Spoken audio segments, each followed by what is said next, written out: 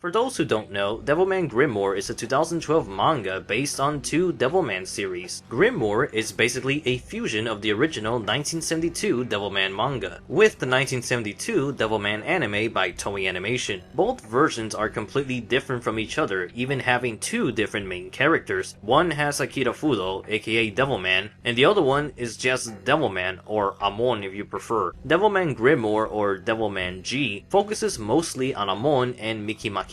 Before reading Grimoire, it's required to have complete knowledge of the original 1972 Devilman manga, which is being released as the classic collection. You also need a little bit of experience watching the 1972 Devilman anime. I recommend doing so because Devilman G is following a basic outline of the manga story while adding exclusive characters from the Toei anime. So you're going to see a lot of characters being switched with someone else and offering different results in certain scenes. You'll also see a lot of tribute panels where Grimoire mimics the panel layouts by Go Nagai or certain key scenes done in a different way. The tone of Grimoire begins with gritty horror along with some sexual intercourse. However, by volume 3, things definitely change its tune as the series gets a little lighter. It really strengthens the argument that Devilman G should be done by Studio Trigger because the overall look and feel of Grimoire feels something like they would do. Some big reveals happen in this third volume, as you can tell by the cover,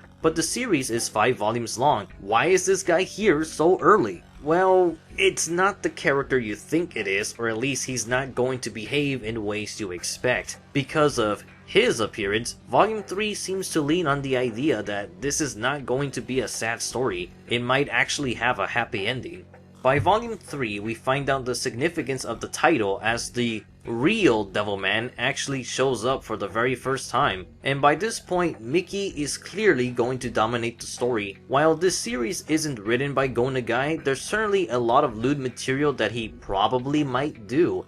It's done in a way that I'm not sure Go Nagai would go in that direction, meaning the raunchy material could be more grotesque if he took charge. I'm kinda surprised that these manga aren't wrapped in plastic like the Berserk volumes because you're gonna want to keep this out of range of children, siblings, friends, parents, and whoever you don't want to see what's in here. It's rated older teen, but I think that's putting it lightly. It's almost as adult as Don't Meddle With My Daughter, and that manga is rated mature or 17+. Honestly, Devilman Grimoire should be in the same category. The original Devilman manga is rated older teen, but it doesn't have any sexual material. Yes, it's very violent and gloomy, but it's very low on the naughty stuff, especially when compared to all of the other Devilman series.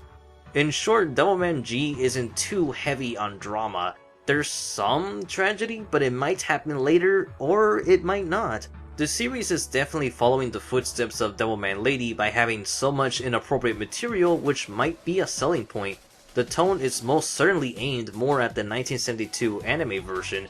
If anything, I'd say this is what the anime would have been if it followed parts of the manga. And if you were to add in a lot of, I'm running out of synonyms to describe something vulgar. Devilman G feels like it's having a lot of fun with the property in a very Go Nagai style. I appreciate that certain illustrations are similar to the Go Nagai art design, but other times it feels very much like a Studio Trigger anime, which I like, but I could see others not getting into it. It's dark and violent, but not really sad. The story is okay so far. Volume 1 had the most info that added a little bit to the Devilman lore. There's a lot of Easter eggs and cameos of other Devilman material, and I guess that's what Grimoire is. It's a celebration of the 40th anniversary of Devilman. Remember, this manga originally came out in 2012, and almost 3 years later, Go Nagai started his serious Devilman saga. And 4 years after that, we got Devilman Crybaby. So in retrospect, Devilman G so far is a tribute to different pieces of Devilman's roots in the 1970s, while adding a more modern yet wild flair to it. Miki has the potential to change the story to her viewpoint. Also, the same can be said for Siren and certain other characters. That's the most I can say as of these 30 volumes. The next time I'll speak of the G series is when it's completely released in English. We need 2 more volumes and that's it. Oh, and there's Devilman vs Hades, which will be releasing its last 2 volumes later this year as of 2018. The next Devilman video will either be Mazinger Z vs Devilman or something else. I'm the Anime Hero and I review manga so you can read it.